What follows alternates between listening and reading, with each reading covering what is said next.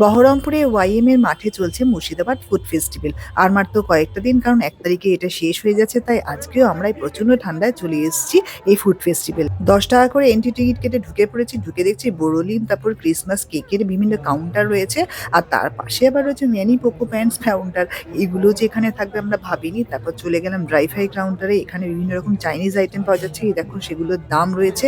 তারপরে দেখলাম মিও আমরের সামনে বেশ লাইন। তাই আমরা চলে এলাম দাদাভাই জুস অ্যান্ড মকটেল কাউন্টারে। এখান থেকে একটু মকটেল খেয়েছিলাম। তারপর লা বিস্ট্রো ক্যাফে, এখানেও দেখলাম বেশ ভিড় রয়েছে। এখানে ওই শাওয়ারমা রোল পাওয়া যাচ্ছিল। তো আমরা ওখান থেকে ওটা ট্রাই করিনি। আর এখানে গুড়ের কফির উল্টো দিকে ছিল লিটি চোখা। এখানে ৬০ টাকা করে লিটি চোখা দিচ্ছিল। তো এটাও ট্রাই করা হয়নি, যদি এবার চলে এসেছি কাবাব খেতে। এই কাবাব সেন্টারটার নাম হলো কাদে আল্লাদে ক্যাফে বহরমপুর। তো এখানে ৪ পিস করে কাবাব নিচ্ছিল ১০০ টাকা যে কোনো কাবাব। আমরা নিয়েছিলাম রেশমি কাবাব আর এই গ্রিন কাবাবগুলো, কিন্তু গ্রিন কাবাবটা ভালো মতন সেদ্ধ হয়নি, কাঁচা কাঁচা ছিল, আমরা খেতে পারিনি। ওদের সেটা বললামও। আর রেশমি কাপটা মোটামুটি ঠিকঠাক ছিল। এরপরে চলে এলাম করিমসের সামনে। দেখলাম এখানটা অতটা ভিড় নেই, কারণ বেশ দাম। আর এরপরে আমরা যেখানে এলাম সেটা হলো বকখালি ফিশ কাউন্টার। এখানে ফিশ ব্যাটার ফ্রাই, তারপরে ফিশ ফ্রাই, বিভিন্ন রকম ফিশ ফিঙ্গার, অনেক কিছু পাওয়া যাচ্ছিল। আমরা একটা ফিশ ফ্রাই নিয়েছিলাম, এটা ১৫০ টাকা করে এক একটা পিস। এটা ভেটকি ফিশ ফ্রাই বলেছিল।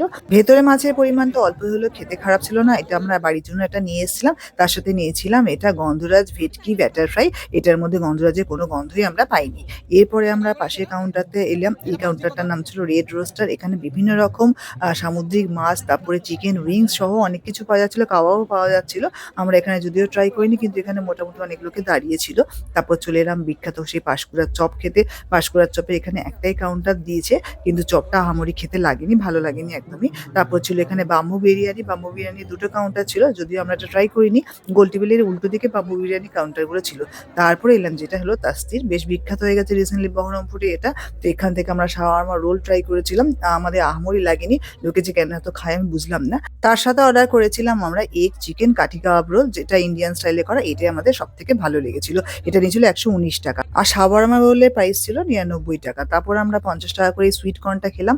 যদিও খুব বেশি মিষ্টি ছিল না এটা, সেজন্য ভালোই লেগেছিল খেতে। তারপর চলে এলাম নন্দন বেকারির স্টলের সামনে, যেখান থেকে নিয়েছি একটা ব্রাউনি, চকলেট ব্রাউনি। এটার নাম ছিল ৬০ টাকা।